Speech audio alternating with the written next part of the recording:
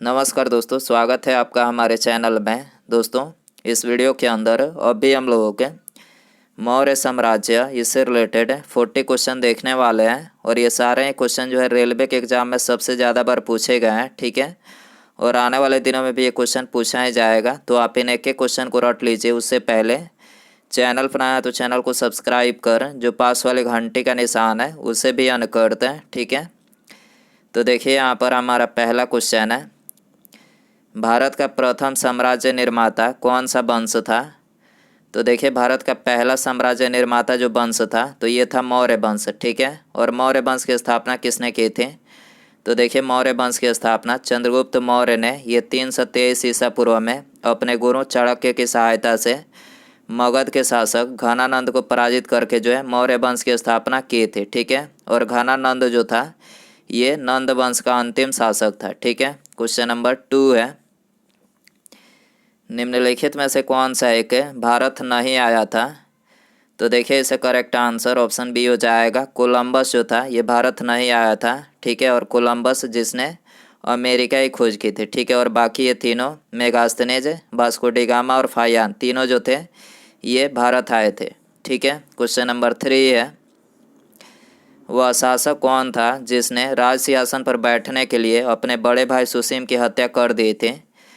तो देखिए ये था अशोक, जिसने राज सिंहासन पर बैठने के लिए अपने बड़े भाई सुसीम की हत्या कर दी थी। ठीक है, क्वेश्चन नंबर 4 है, मेगास्थनीज किसके दरबार में था। तो देखिए मेगास्थनीज जो था तो ये यूनान का एक राजदूत था। ठीक है, और ये चंद्रगुप्त मौर्य के दरबार में सेल्यूकस निकेटर का राजदूत बनकर जो है रहता था। ठीक है, तो यहाँ पर ये करेक्ट हो जाएगा। क्वेश्चन नंबर 5 है,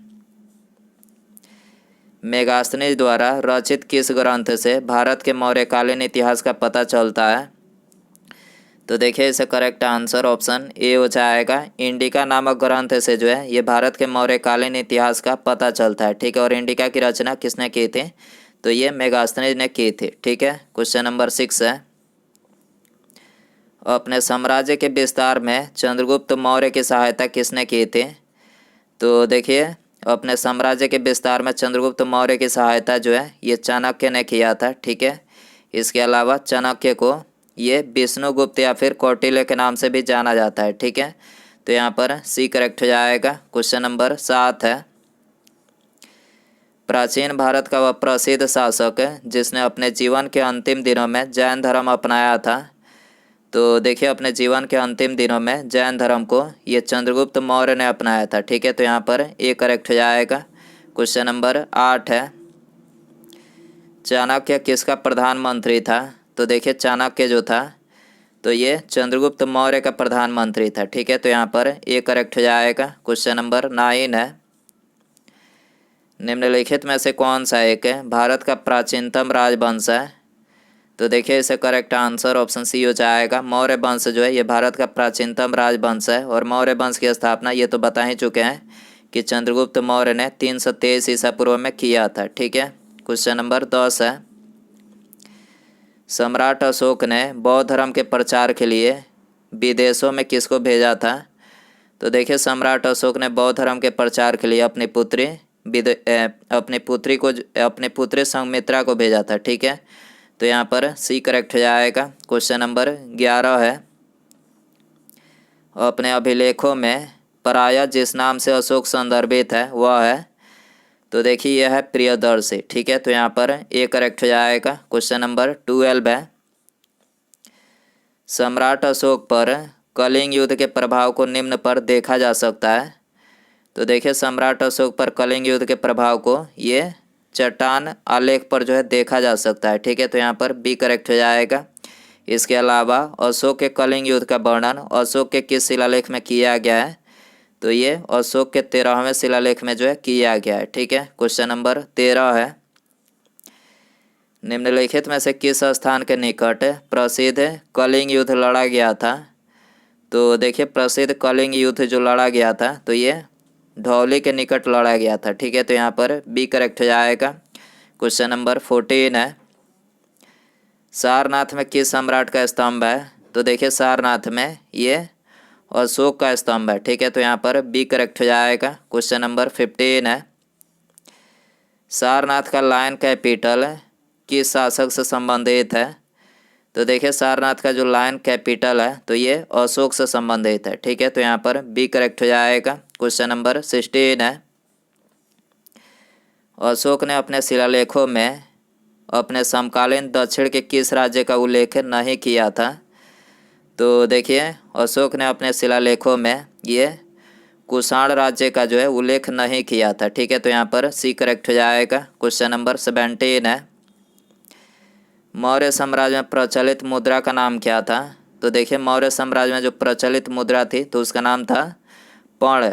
ठीक है, तो यहाँ पर ए करेक्ट हो जाएगा। क्वेश्चन नंबर 18 है, निम्नलिखित में से कौन सा एक मौर्य वंश का शासक नहीं है?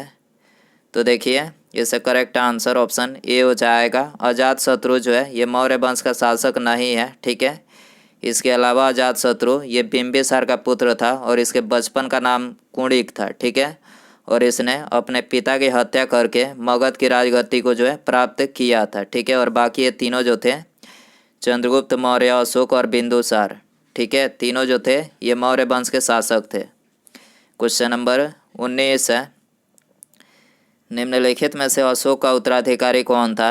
तो देखिए अशोक का जो उत्तराधिकारी था तो ये था कुणाल। ठीक है, तो यहाँ पर ए करेक्ट हो जाएगा। क्वेश्चन नंबर 20 है, मौर्य वंश का अंतिम राजा कौन था?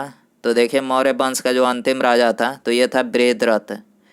ठीक है, बृहद्रथ जो था ये मौर्य वंश का अंतिम राजा था। ठीक है, ए करेक्ट हो जाएगा। क्वेश्चन नंबर 21 है, प्रसिद्ध सांची स्तंभ किसके समय में बना था? तो देखिए वेरी इंपॉर्टेंट क्वेश्चन है, ये एनटीपीसी 2021 में भी पूछा गया था। तो प्रसिद्ध सांची स्तंभ जो है ये अशोक के समय में बना था और ये मध्य प्रदेश में स्थित है। ठीक है, क्वेश्चन नंबर 22 है, पाटलिपुत्र निम्नलिखित में से किन नदियों के संगम पर बसा है? तो देखिए पाटलिपुत्र जो है ये गंगा तथा सोन नदियों के संगम पर जो है बसा है। ठीक है, क्वेश्चन नंबर 23 है, निम्नलिखित में से कौन सी एक प्राचीनतम स्मृति है? तो देखिए इसे करेक्ट आंसर ऑप्शन बी हो जाएगा। मनु स्मृति जो है ये प्राचीनतम स्मृति है। ठीक है, क्वेश्चन नंबर 24 है, मगध में शाही मौर्यों के ठीक बाद उत्तराधिकारी कौन थे? तो देखिए मगध में शाही मौर्यों के ठीक बाद उत्तराधिकारी जो थे ये थे पुष्यमित्र शुंग। ठीक है, और इसने शुंग वंश की स्थापना जो है 187 ईसा पूर्व में मौर्य साम्राज्य के अंतिम राजा बृहद्रथ को मारकर जो है शुंग वंश की स्थापना की थी। ठीक है, क्वेश्चन नंबर 25 है, शुंग वंश का अंतिम शासक कौन था? तो देखिए शुंग वंश का जो अंतिम शासक था तो ये था देवभूति। ठीक है, देवभूति जो था ये शुंग वंश का अंतिम शासक था। क्वेश्चन नंबर 26 है, गौतमी पुत्र सतकर्णी किस वंश का शासक था? तो देखिए गौतमी पुत्र सतकर्णी जो था ये सातवाहन वंश का शासक था। ठीक है, तो यहाँ पर डी करेक्ट हो जाएगा।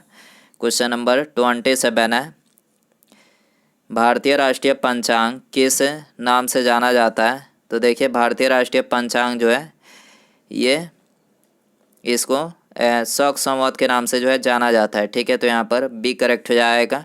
क्वेश्चन नंबर 28 है, शक संवत किस वर्ष से शुरू हुआ?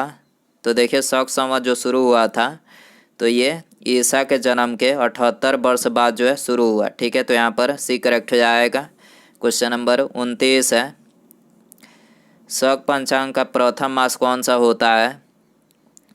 तो देखिए शक पंचांग का जो प्रथम मास होता है तो ये चैत्र होता है। ठीक है, तो यहाँ पर ए करेक्ट हो जाएगा। क्वेश्चन नंबर 30 है, प्राचीन भारत में चिकित्सा शास्त्र पर ग्रंथ किसने लिखा था?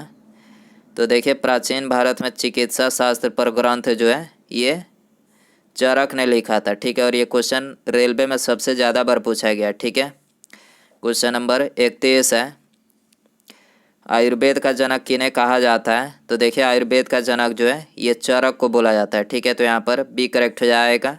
क्वेश्चन नंबर 32 है, कौन सी दो सभ्यताओं ने गांधार कला शैली की रचना में सहायता प्रदान की है? तो देखिए इसका करेक्ट आंसर ऑप्शन डी हो जाएगा। भारतीय तथा यूनानी दो सभ्यताओं ने ये गांधार कला शैली की रचना में जो है सहायता प्रदान की है। ठीक है, क्वेश्चन नंबर 33 है, विक्रम संवत एवं शक संवत में कितने वर्ष का अंतर होता है? तो देखिए विक्रम संवत और शक संवत में जो है ये 135 वर्ष का जो है अंतर होता है। ठीक है, तो यहाँ पर सी करेक्ट हो जाएगा। क्वेश्चन नंबर 34 है, कुषाण काल में सबसे अधिक विकास किस क्षेत्र में हुआ था? तो देखिए कुषाण काल में सबसे अधिक जो विकास हुआ था तो ये कला के क्षेत्र में हुआ था। ठीक है, बी करेक्ट हो जाएगा। क्वेश्चन नंबर 35 है, अशोक द्वितीय के नाम से किसे जाना जाता है? तो देखिए ये वेरी इंपॉर्टेंट क्वेश्चन है, ये कई बार एग्जाम में पूछा गया है। तो अशोक द्वितीय के नाम से ये हर्षवर्धन को जाना जाता है, लेकिन किसी किसी बुक में आपको कनिष्क देखने को मिलेगा जो कि बिल्कुल गलत आंसर है। ठीक है, अशोक द्वितीय के नाम से यह हर्षवर्धन को जो है जाना जाता है। ठीक है, तो यहाँ पर डी करेक्ट हो जाएगा। क्वेश्चन नंबर 36 है, किसने बड़े पैमाने पर स्वर्ण मुद्रा यानी सोने की मुहरें चलवाई थी? तो देखिए सोने की मुहरें बड़े पैमाने पर जो है ये कुषाण शासकों ने चलवाई थी। ठीक है, तो यहाँ पर सी करेक्ट हो जाएगा। क्वेश्चन नंबर 37 है, निम्नलिखित में से किस राजवंश ने मगध पर सबसे पहले शासन किया था? तो देखिए मगध पर सबसे पहले शासन जो है ये हर्यक राजवंश ने किया था। ठीक है, तो यहाँ पर ए करेक्ट हो जाएगा। हर्यक वंश की स्थापना किसने की थी? तो बिंबिसार ने हर्यक वंश की स्थापना की थी। ठीक है, क्वेश्चन नंबर 38 है, निम्नलिखित में से कौन दूसरे बौद्ध परिषद का संरक्षक था? तो देखिए दूसरे बौद्ध परिषद का जो संरक्षक था वो था कालाशोक। ठीक है, और पहले बौद्ध परिषद का संरक्षक कौन था?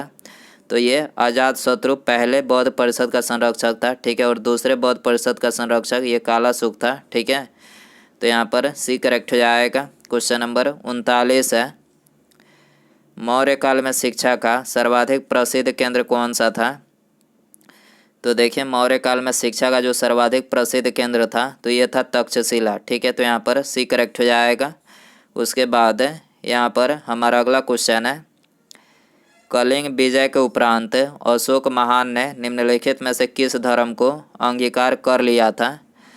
तो देखिए ऑप्शन दिया गया है आपको, जुडिज्म, बौद्ध, हिंदू या फिर जैन। सही आंसर कमेंट बॉक्स में ज़रूर बताएं। वीडियो पसंद आए तो वीडियो को लाइक करें, चैनल पर नया है तो चैनल को सब्सक्राइब और पास में जो घंटी का निशान है इसे भी ऑन कर दें। ठीक है, मिलते हैं अगले वीडियो में।